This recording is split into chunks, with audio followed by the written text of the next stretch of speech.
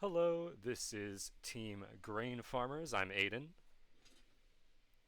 and Uh, I yeah. Everybody, introduce yourselves again. I'm Mikhail. I'm Thomas. Merit. Yeah, and we're here doing our little developer commentary playthrough of Argon Chalice.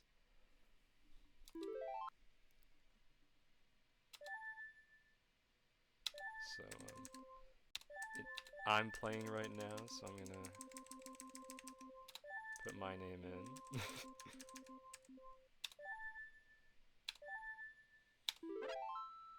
So we get our intro cutscene. Um, I believe, Merritt, I think you wrote this part, right? Yes. This Yes. was uh the other writing was largely not entirely done by Aiden. Uh, so Yeah. Yeah. Me, Thomas did a bunch of the lore, then I did a lot of the dialogue. yeah. Yeah. Um so this is basically setting up the Argon Chalice brought the kingdom to prosperity, according to this legend, and uh but then the House of Nobles conspired against the king who brought it, King Argus, um, and had to seal away the chalice. Yeah. Um, so it's kind of implied that you as the protagonist are trying to get the chalice and bring the kingdom back, or at least trying to find it. Mm-hmm. Yeah. Then obviously the player starts off in this nice little area, then they come here and they go, oh, I can't get over. So this section we didn't want it to be overly story focused yet. We just wanted to let players kind of get used to moving around and doing stuff while still giving them like a clear thing to do. And it kind of gets them to engage their brain from the get go. You know, oh well, I can't cross here, but there's a door over there. I'll go check that out. Um, Um, Something immediately apparent if from earlier iterations is we changed the UI to be more custom general, mm-hmm. aside from for placeholders. Yeah. Um, a lot of areas were also redecorated. Like this used to be a regular bridge, but now it's more worn down. Uh, you can keep going. Yeah. Sorry, just having a bit of fun jumping around. Yeah, this area was also redecorated to have some more um, buildings that are like kind of inaccessible but still there, to kind of add to the illusion more than actually present a large area for players to adventure in. So then this is the Hermit. This was one of my favorite characters, I think, because I got to kind of make him a little bit silly, but just enough that it keeps the player's guard down around him. And of course, we get to see our new dungeon map that we've implemented, so the players can see where the next objective is. And this is the first Yeah. real choice the player has. They can either help this butler out or hold on to their potion. Mm-hmm. I'm gonna do the give him the potion because I think that's the more interesting narrative branch. But I think both of them are pretty fun in their own ways. Yeah, so he's a servant of the House of Neon, which you're in their old Mm-hmm. family home. He's looking for an old painting of one of their uh, sort of patriarch figures, I suppose. Um, and now the player will kind of, if they explore around, they'll realize they can't do much yet. So it kind of leads them to go this way.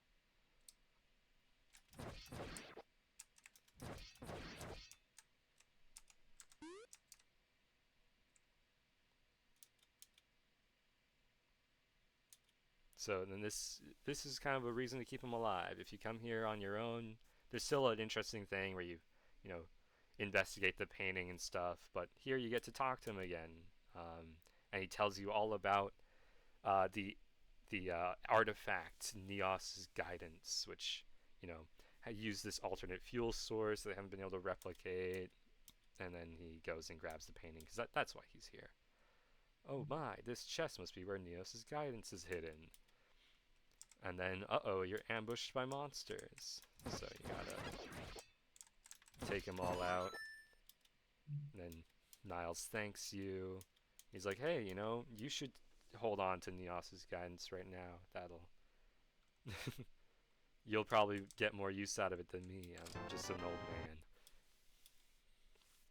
So yeah, and that's our first power-up. Whoops. You can tell how good I am at this game.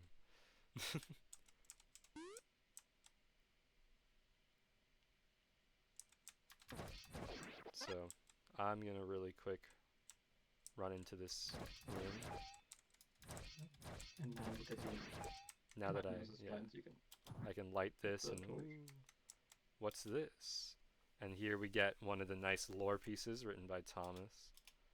It just kind of like gives us a hint that maybe that legend that we've been being told isn't really true. Yeah. Told from the perspective of someone who wanted to get the truth out there but couldn't quite get it to the masses, so they wrote it in a book and hid it through the in the family home, essentially. Yeah. So. Or a scroll, rather. A scroll, yeah. Yeah. Other ones are in, yeah. Yeah, and then for the player to continue, they just light up these 2 torches, and then a path appears. So here we kind of get our, A, B, A, B kind of level structure where now we combine some combat with lighting the torches.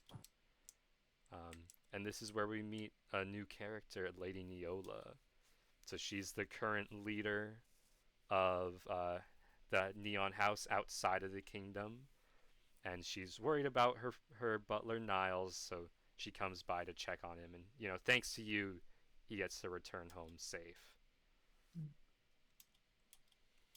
Alternatively, if you did not help Niles, the butler, she would appear and scold you for moving their home,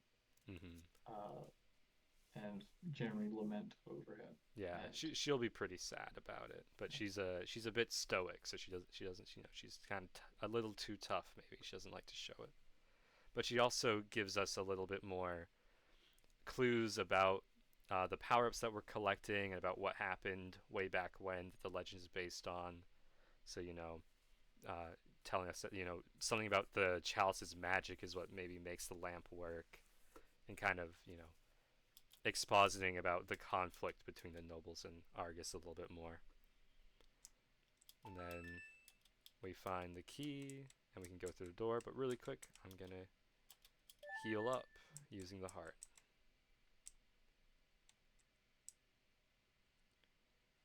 So House Radon I think was an interesting one for all of us because I think we kind of didn't initially know what we wanted it to feel like. But then we eventually kind of moved towards this idea of like a frozen over, flooded area that really that's all about the dead, and that's sort of building on the theme that we kind of see through all the nobles' houses is like, how does one persist after death? So with Neon, it was through their legacy and their children and whatnot. And then through Radon, it's going to be through literally persisting after death as a spirit.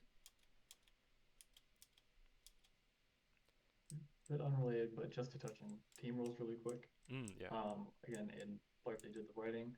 I was in charge of most of the sprite work, but Thomas helped a bit towards the end. Mikhail was definitely our programming lead, though, and also helped out with that a bit towards the end. Thomas was in charge of a lot of managerial stuff, I'd say. Yeah, especially with organizing playtests early on. Yeah, and just sort of more miscellaneous things that need to be done. Yeah. Yeah, continue. Yeah, okay. So now we meet Radis. You there, what are you doing in my family's catacombs? Never mind, doesn't matter. So then, this is one of those moments where gaining a power up is even more closely tied to the story because it's, one of the old nobles literally giving it to you. So I'll aid Radis in passing it on and get the Radis's vessel. So yeah, and he tells you where to go, but if we click our inventory, we can also literally see it now. We can kind of see the shape of the room we're in, and we see, oh, the yellow dot, that's where we gotta go. So, and there's the skeleton horse. Ooh, mysterious. What could he be up to?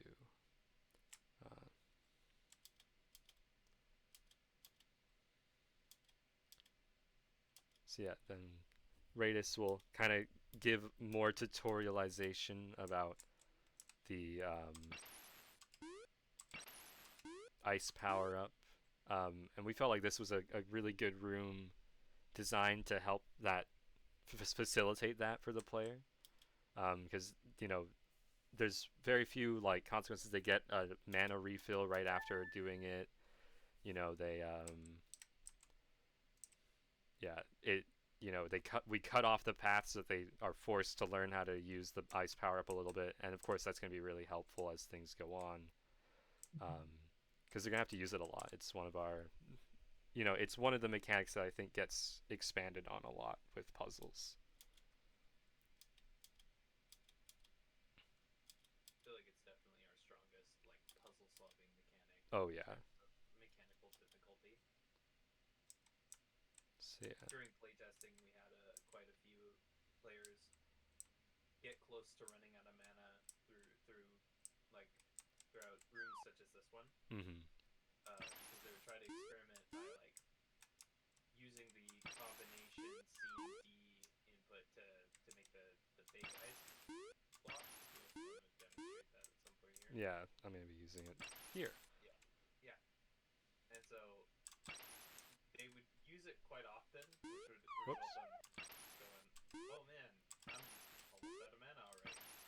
So they would have to turn back and then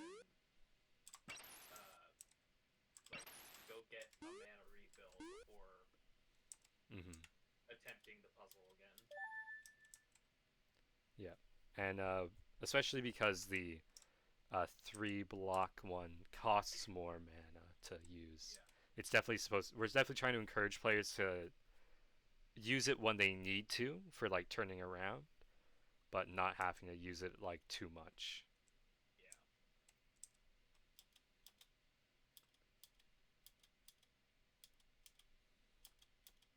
So this is one of those moments I wrote because I wanted the player to be able to bond more with Radis. And neither of these dialogue options actually affect the ending or the player's like karma score. And it's more just like so you can have a conversation a little bit. Yeah. Yeah, I feel like it gives more personality that you can insert into the playable character. Yeah, and that's kind of like a bit of a theme with Radis and Krypton is the player gets more choices that don't have a direct impact on the ending of the game, but do influence the immediate events and maybe add some character. Then here is our next lore piece. So this If it one. need to be, Oh, sorry, you go first. I was just gonna say, if it need to be clarified, reading these or not reading these also don't have any impact.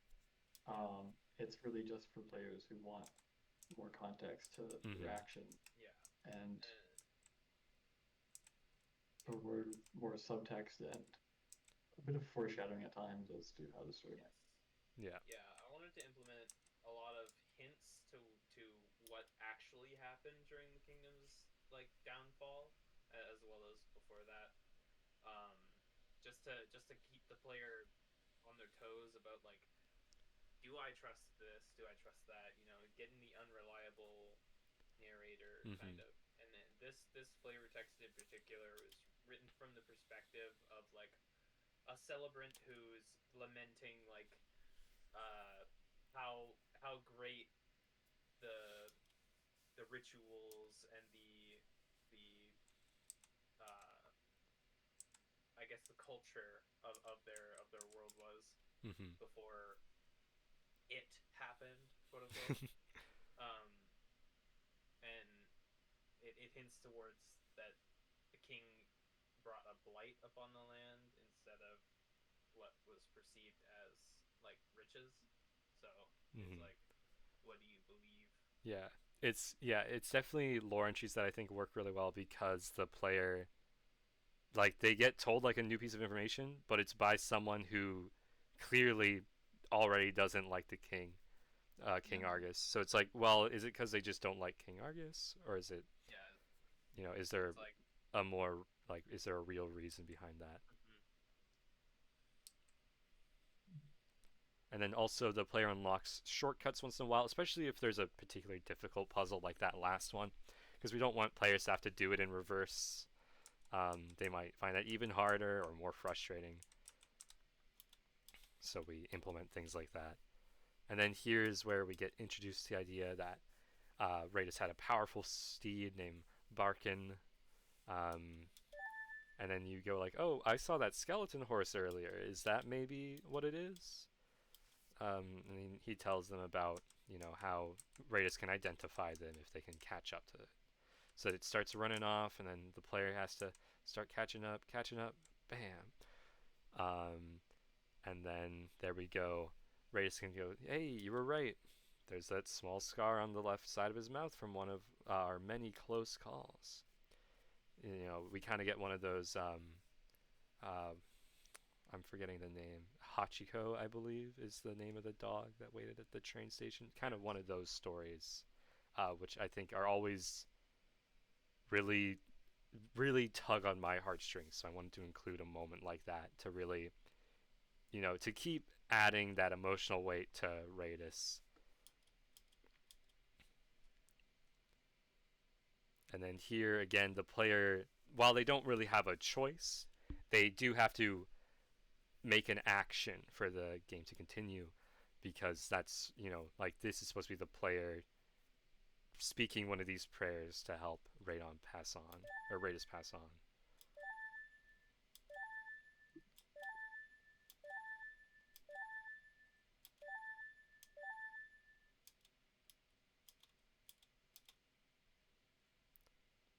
So yeah, and he also gives the player a hint on where to go next. But if they weren't sure, the game tells them again with their menu. So the player should know. Okay, I just got to go up here. And then this won't say anything for us, but if you choose to not help Raidus with his funeral, you have a different puzzle that you need to complete, and you kind of learn about it from the writing on this spot. So this room was one of my favorites, because I got to combine a bunch of elements together. And initially, I had it so the room stayed dark all the way through because I thought that'd be more challenging and interesting. But I think a lot of players kind of panicked a little bit here, or they went like, "Oh, I'm not sure if I'm finding everything." So I decided, each time a player lights one of these lanterns, it should be a little bit easier to see. And I think that was kind of like, I think that should really make it even more interesting than if it was dark the whole time. And players will really feel like a strong sense of progression from this. And then yeah, here we get the second key, and then we continue on.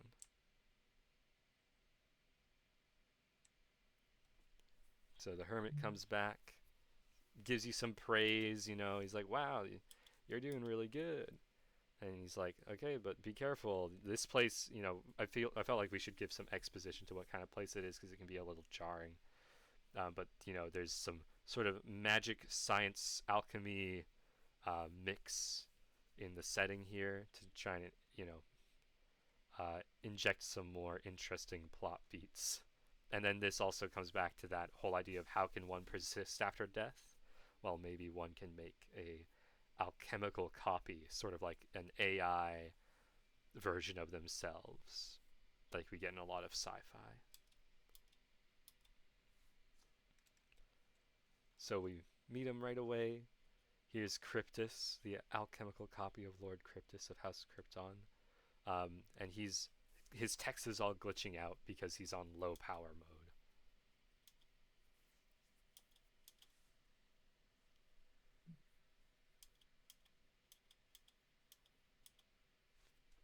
So we'll turn the power back on, help him out. Designing the palette for crypts and like this technology stuff is kind of interesting because it's halfway between like magic mirrors and technology and just trying to make that make sense. So there's a bit of gold and wood incorporated too as like the base for devices. Yeah, I felt that was like a really strong direction to go. I really liked your sprite work there because it made this sort of more sci-fi concept still feel very fantasy-esque with the especially the magic mirror design for Cryptus. Kind of reminds me of the old game Ultima, where the game is majority fantasy, but towards the end of the game you end up going in a rocket ship to space, and it incorporates sci-fi elements near the end. Yeah. So then Cryptus gives us a hint on where to go, but again, the player can get another hint by looking at their dungeon map.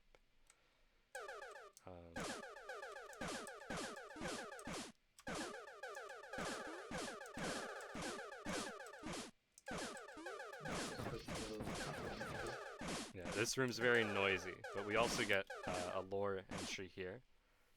So these areas, throughout all of the Krypton lab sort of area, there's lots of different log entries that kind of add almost a B plot to the story, explaining some of what Cryptus experienced before the fall of the kingdom. So the player always has the choice to just skip it if they don't want to bother. But we get Cryptus going like, how come our crops are doing so poorly? This shouldn't be happening. And I better do another round of analysis. And then the player also lights a torch in here to activate the water level. Oh, I guess I should have shown the water level change. Oh well. Well, the room that he's... Yeah, the room that you were in, the room that you're about to go to looked like that before you lit that torch. Yeah, here yeah, before you light the torch, the other room will have this sort of pit design to it. Then when we go back over there, That works. you'll see now it's filled up with water, whereas before it wouldn't have been. Otherwise, you can't really progress, but now it's like, And of course, if you helped Krypton out, he would give you a hint about that.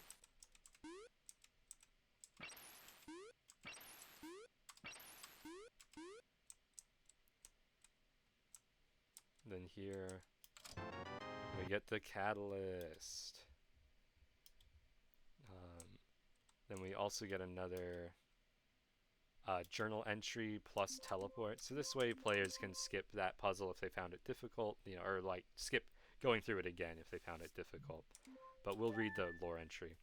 Analysis concluded. Results inconclusive. No damage, no weather, no disease. Nothing has changed in any significant way from last year's crop calculations. Some magics unknown to my subsystem must have occurred. That must be it. Who would be the culprit? I'll run another. So this is us again seeing like, more, it wasn't just a revolt from the nobles. They had some other reasons. But I guess I should probably just use the teleport.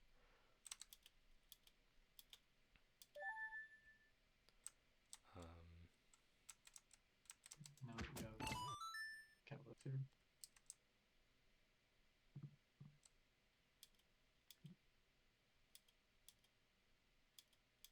Yeah, so Cryptus is basically saying he wants you to help recover some data and then bring it to another room because of power issues, and you need to turn the room off. So you can't personally access it. And then you can refuse, and it does change your gameplay a little bit, but we're gonna accept the quest because I want to show as much as of the game as I can.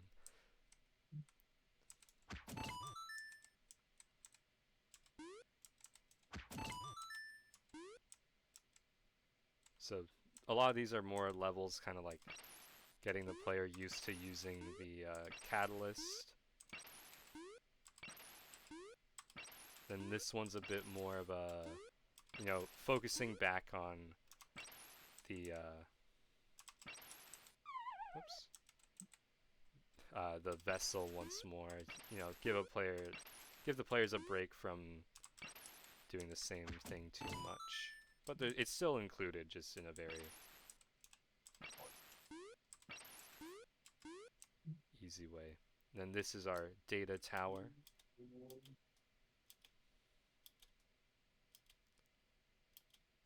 And now, let's see. Now we got to go to the other side.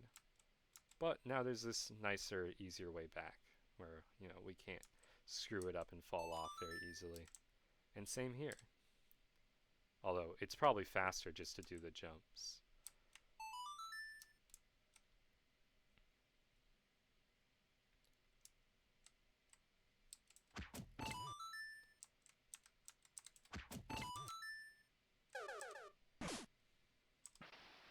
Okay.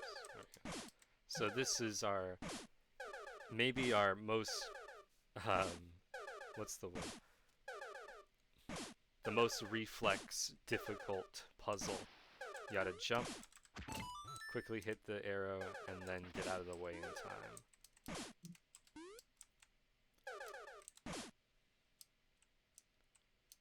Then there's another journal entry up here. And everything's going, all the crops are going terribly. This must be some kind of malevolent magic. So this is probably the, the most damning piece of evidence against King Argus. At this point, you're already like, ooh, maybe King Argus was the bad guy. But you don't really know much else than that. And then you can put the data in, and Cryptus is like, oh, this is great. This will help me rebuild the kingdom. And then he'll teleport you back into the next spot in the main room. And then he right away gives you like another little, asks you to participate in a small experiment. Because the data had exactly what he was hoping for on it. Plans for the creation of his automatons. He can build robots, but he has to directly control them like drones. So then he asks if you want to perform generate some performance data.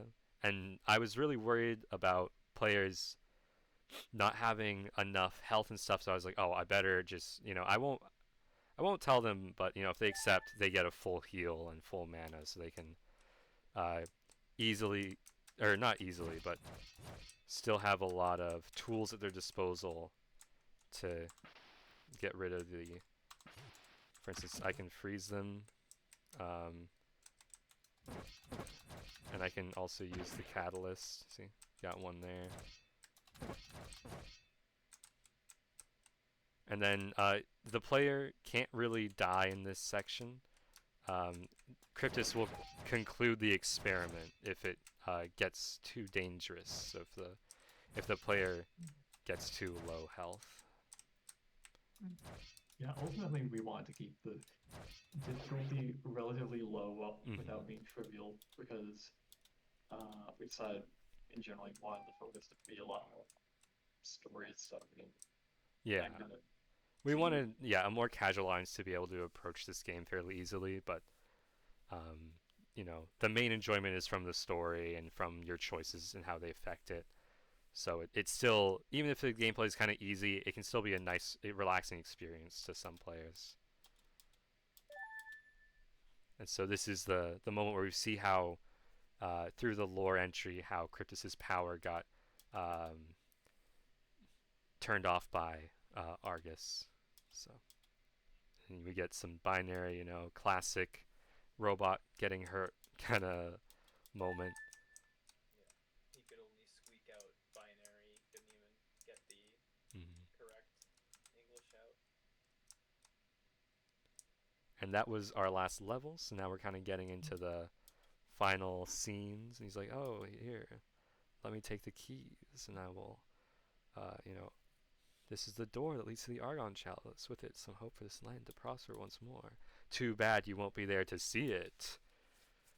And oh no, the hermit was King Argus, who I now know is not a very good guy. If I read all the lore, um, otherwise it comes out a little bit more left field, but that still adds to the surprise a bit. And then, whoa! And then, wake up, descendant of the house of Helium, for I, King Helios, speak to you. Observe our legacy, the one you must uphold. And then this is kind of where we get that full explanation of what happened. You know, the Argon Chalice doesn't bring wealth and prosperity. It actually drains the energy from everything around it to support one person. So King Argus was using it for eternal life and unimaginable power. And then he explains how he rallied all the other nobles together to take him down and seal away the chalice. And then, you know, destroy Argus before he returns to his full power. And the general idea here is that if you miss the dialogue, you're a descendant of the House of Helium. So I kind of wanted to design the characters so that like it clearly wasn't a normal person, but like just normal enough that it's like, yeah, it's an adventurer, but there's a kind of a bright, you know, orange-ish sun-like color palette and stuff like that. Mm-hmm. Yeah, I think it shines through, especially when we see them in their like full art in the next scene. We'll stop then and point out, you know, like see these kind of design decisions that kind of add to that sun feeling. So yeah, King Argus is finally the power of the chalice. While it drains life from everything around it, it makes me strong, everlasting. Now, with the noble houses scattered, I can take up my reign in the kingdom once more and enslave the world. I merely need time for its power to reinvigorate me. And then, yeah, here they are again. They got like a necklace or amulet sort of thing that is supposed to kind of depict that, you know, maybe they're, you know, they belong to an important house.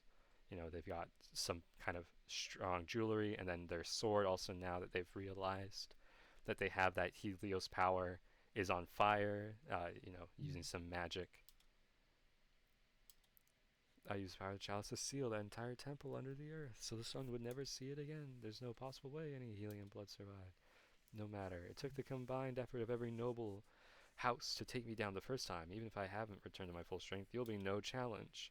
But then we see just how weak Argus has gotten. No, not here when I came so close. I really like this piece of art, Yeah, Merritt. I want to make it feel especially violent in a way. It's a really great end to this violent, you know, terrible king. And then this is the point where your choices come back. So obviously I did things that were, you know, trying to rebuild the king. I had that genuine interest in rebuilding the kingdom through my gameplay. So the hero is going to, you know, destroy the chalice. And, you know, it causes a massive explosion that Niles and Neola can see when they're outside the kingdom and go, oh my god. You know, that adventurer is not weak. He could have done that. He could have destroyed the chalice. And then, you know, Niles is like, oh, maybe he's more of a hero than an adventurer. You know, kind of gaining some respect. Then we see the automatons created by Cryptis plant flowers. You know, like, the world heals. And then the alternate is if you do all the, you know, the things that are more self-serving, then you end up being taking a more self-serving option of taking the chalice for yourself. And you do try to, you know, bring a new age led by you, but it's, you know, it's doomed to fail just like the ones before it. Yeah, you're clearly corrupted at that point, and yeah, kind of become the kingdom starts ruling. So Yeah, that was Argon Chalice. Right, Team Grain Farmer. Thank you very much for the opportunity to make this game in this course. It was very fun, I think. Yeah. Any closing remarks? Okay. Okay. Pretty good. Yeah. This really was an Argon Chalice. I was waiting.